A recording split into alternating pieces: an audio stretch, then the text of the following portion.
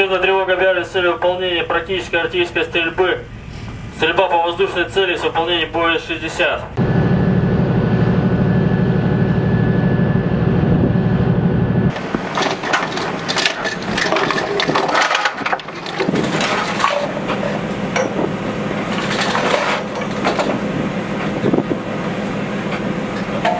Боком, что ли?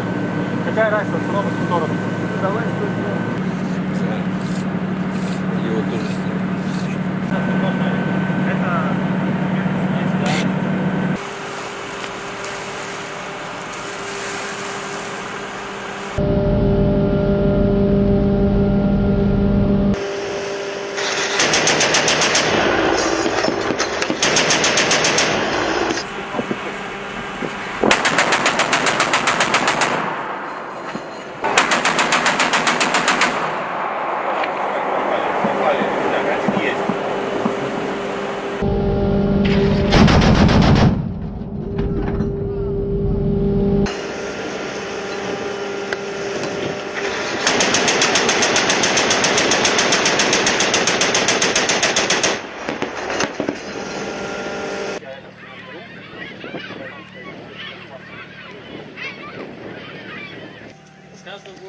зажал, держишь плотно.